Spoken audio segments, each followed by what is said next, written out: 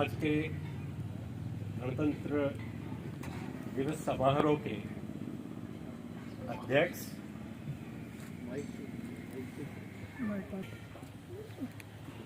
Doctor चेतना RHUS,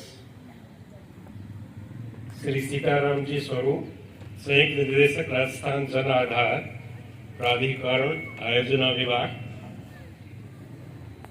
मेरे मित्र श्री उदयचंद जी बारूपाल, मुख्य सलाहकार समर्पण संस्था और संस्था के संस्थापक अध्यक्ष डॉक्टर दौलत राम माल्य, सम्मानित मंच, प्रबुद्ध जन, पहले मैं आप सभी को गणतंत्र दिवस की शुभकामनाएं देता हूं। आज का पर्व हमारे लिए बहुत बड़ा पर्व है और इस पर्व का एक विशेष स्थान है, क्योंकि 26 नवंबर 1949 को भारतीय संविधान को अंगीकार किया और इसके प्रस्तावना में ही सारा संविधान सर्जित है। मैं अध्यक्ष महोदय की अनुमति से चाहूंगा कि हम संविधान की प्रस्तावना का स्मरण करें, जो एक हमें एक बहुत बड़ी भावना भी देता है। इसलिए मैं चाहूंगा कि आप सभी अपने स्थान पे खड़े हों और हम प्रस्तावना का स्मरण करें। मैं बोलूंगा, आप उसको दोहराएंगे। हम भारत के लोग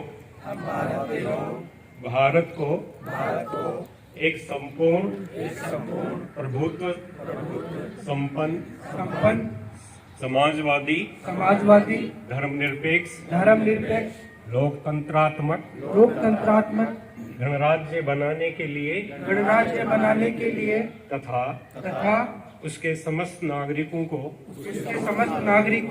सामाजिक आर्थिक और राजनीतिक न्याय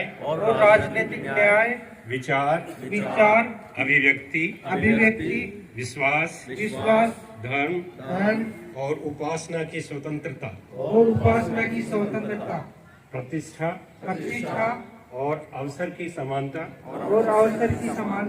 प्राप्त करने के लिए तथा उन सब में व्यक्ति की गरिमा और राष्ट्र की एकता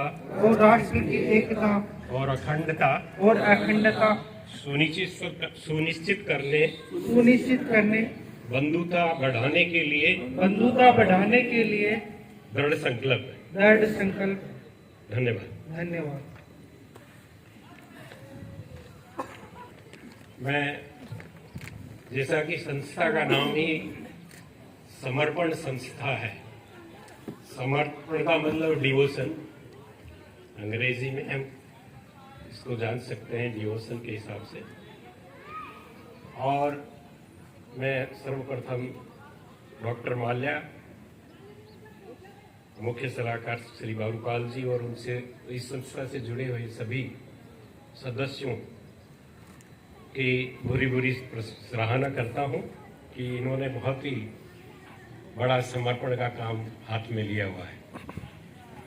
दरअसल जरूरतमंद, असहाय व पीड़ित लोगों की सहायता इन्होंने अपने वक्तव्य में बहुत विस्तार से माल्या साहब ने बता दिया।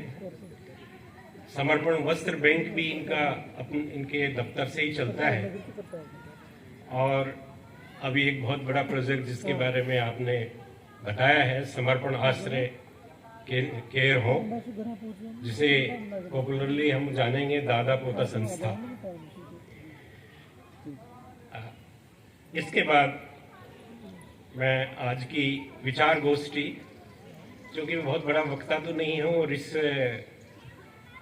जो आज का विषय है, लोकतंत्र में लोक संवेदना व अभिव्यक्ति। दरअसल इसमें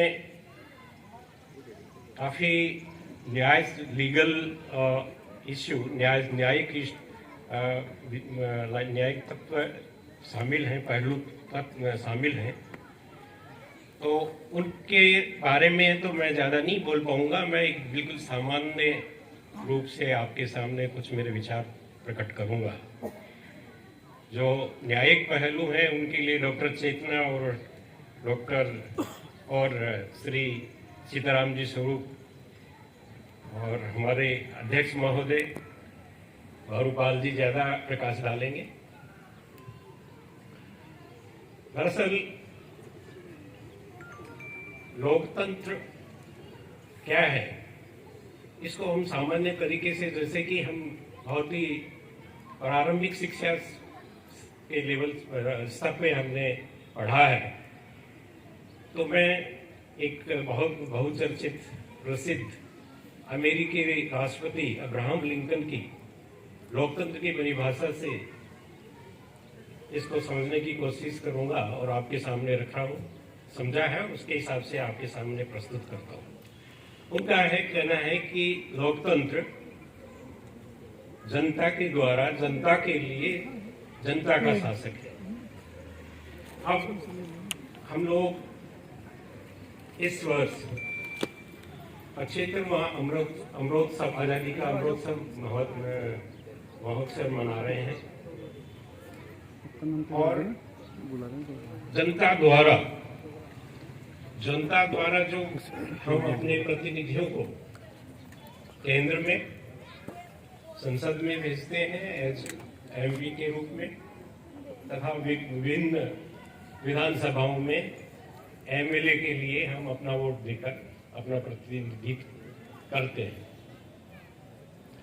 दरअसल ये चीजें काफी मायने रखती हैं कि जनता, जैसे गणतंत्र है तो जनता का राज, शासन में जनता का कितना हिस्सा है, कैसे शासन जनता द्वारा चलाया जाता है, वो हमारे प्रतिनिधियों के द्वारा हम देखते हैं।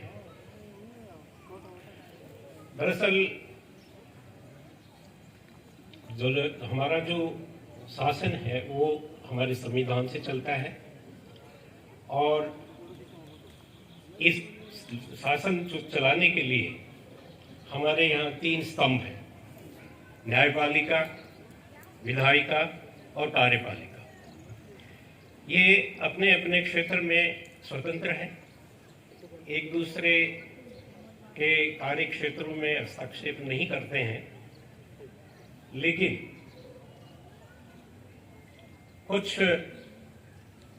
चीजें आजकल टकराव की स्थिति में भी आ चुकी हैं और वो हम सभी को आजकल समाचार पत्रों, टेलीविजन, जो भी मीडिया के माध्यम है उसके माध्यम से हम देख रहे हैं।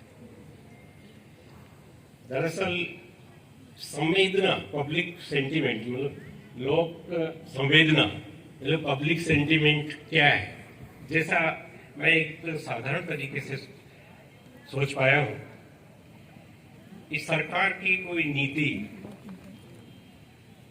या कानून जनता के बीच में कैसा असर करती है, क्योंकि हमारा देश एक बहुसंस्कृति का देश है।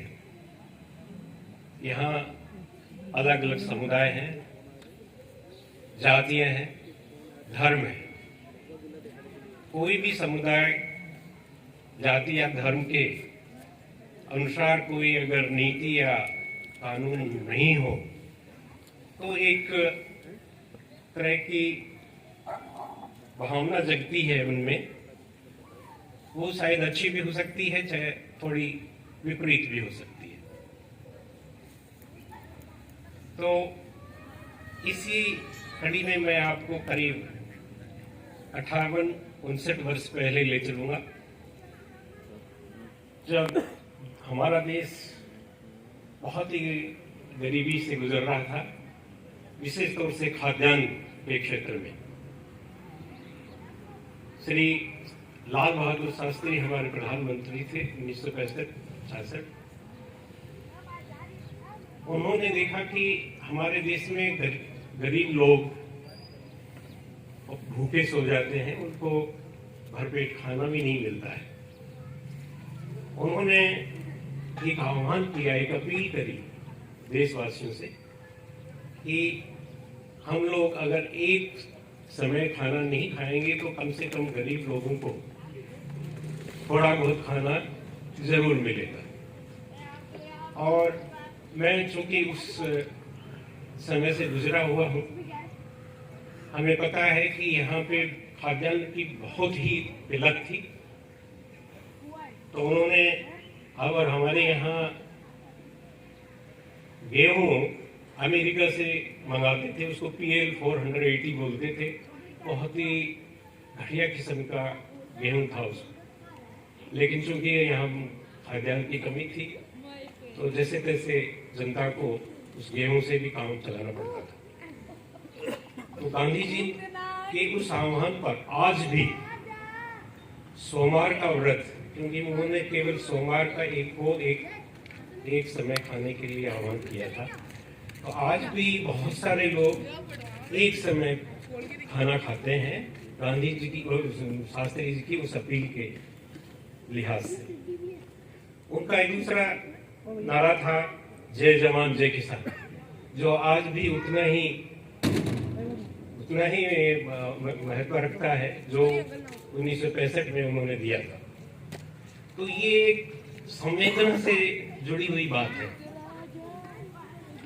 इसके विपरीत भी हमारे यहाँ बहुत सारी चीजें सामने आई हैं। जैसे 25 जून 1975 को आपातकाल घोषित किया गया श्रीमती इंदिरा गांधी द्वारा। उस समय हमारे संविधान पे बहुत बड़ा आघात हुआ। हमारी सारे अधिकार, सारी स्वतंत्रता उन पे कुठाग्रघात हुआ। और ऐसी जो विपरीत संवेदनाएं हैं वो कभी भूली नहीं जाती हैं। दरअसल आपातकाल हमारे इतिहास में एक काले अध्याय की तरह जुड़ गया है। कुछ ऐसे और भी वाकया जैसे कि 1984, 2002 के दंगों को भी कोई भूल नहीं पाएगा। और इसी सिलसिले में अगर देखा जाए आजकल भी कुछ चीजें ऐसी हो रही हैं जो जनता की संवेदनाओं से सीधा उनका असर है, सीधा उनका प्रभाव है। जैसे अभी हाल ही में हमने देखा कि करीब 13 महीने तक दिल्ली के बॉर्डर पे किसान लोग पड़े रहे। करीब 700 किसानों की मृत्यु भी हुई। तो ऐसी जो संवेदनाएं सरकार की तरफ से अगर सही समय पे उनका निवारण किया जाए, उन संवेदनाओं को समझा जाए, तो जनता में उसका बहुत अच्छा संदेश जाता है। क्योंकि जनता दरअसल संवेदनशील तो होती है। और देखा जाए तो हमारे यहाँ जो आजकल मैंने जो पहले जिक्र किया कि हमारे 3 स्तंभ में थोड़ा टकराव हो रहा है कि कौन मतलब पार्लियामेंट सुप्रीम है या संविधान सुप्रीम है या सुप्रीम कोर्ट सुप्रीम है। दरअसल ये बात भी अभी हाल ही में जयपुर में ही छिड़ी थी। एक बहुत उच्च संवैधानिक पद पे बैठे हुए हमारे माननीय ने कहा कि संसद जो है सुप्रीम है, क्योंकि संसद में जो भी प्रतिनिधि जाते हैं वो जनता द्वारा चुने हुए प्रतिनिधि होते हैं, लोग होते हैं। और वो हमारे नीतियां बनाते हैं, कानून बनाते हैं। तो ये एक बड़ा चर्चा का विषय बना हुआ है आजकल। दरअसल ये एक विवादास्पद इश्यू है।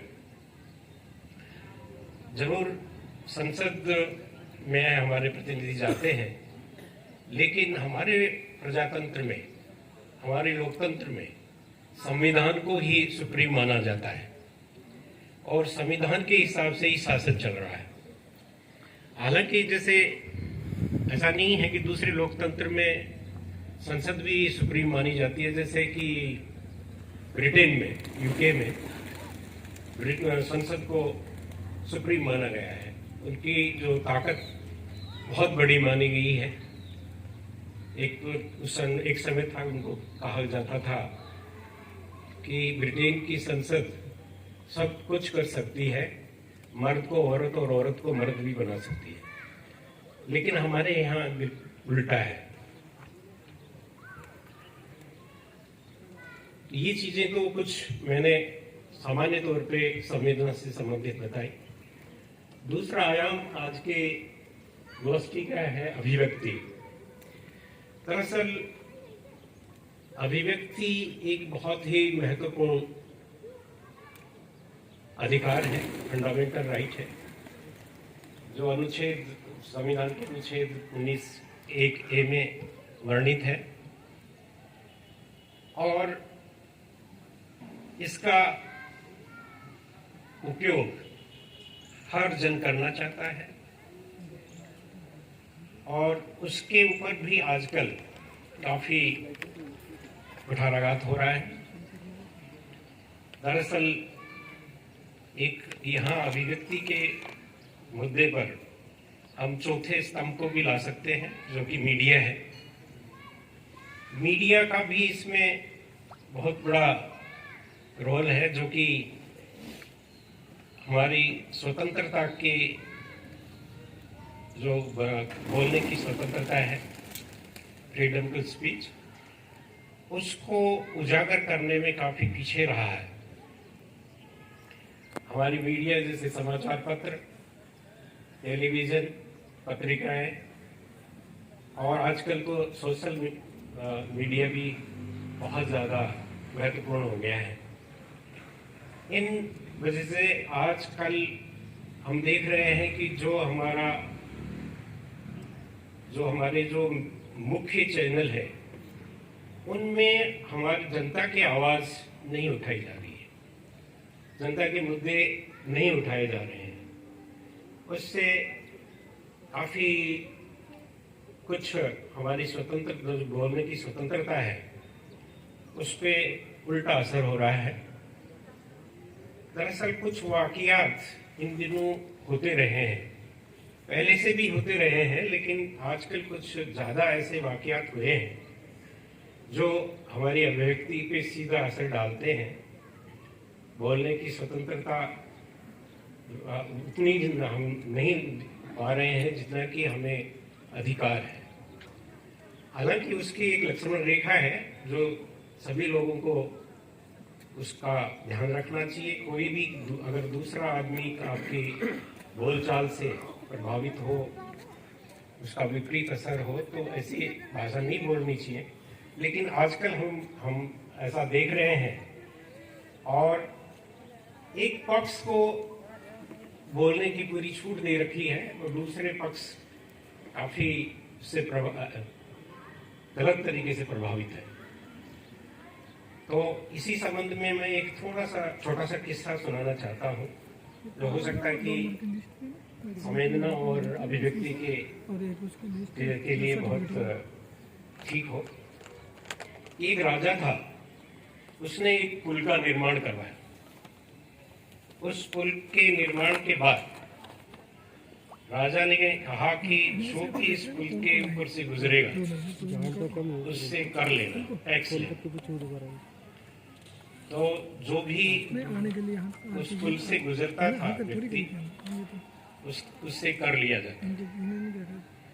फिर राजा के पास ये खबर पहुंची कि भाई वहाँ तो आराम से कर दिए वसूले जा रहे हैं और आराम से कर दे भी देते हैं जो उधर से गुजर रहा है।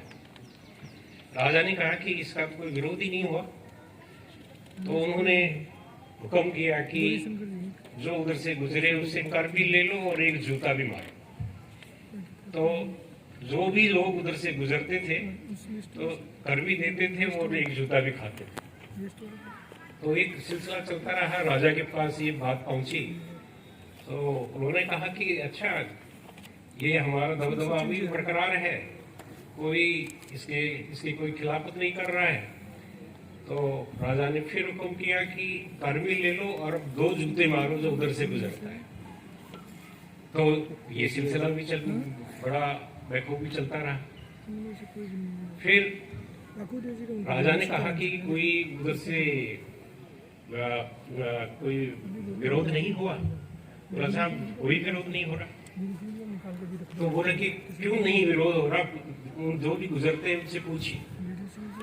तो गुजरने वाले लोग बोले कि नहीं, हमें कोई परेशानी नहीं है, लेकिन जो जूते मारने वाले हैं वो कम है, अगर थोड़े और बढ़ा दिए जाए तो हमारा समय बच जाए।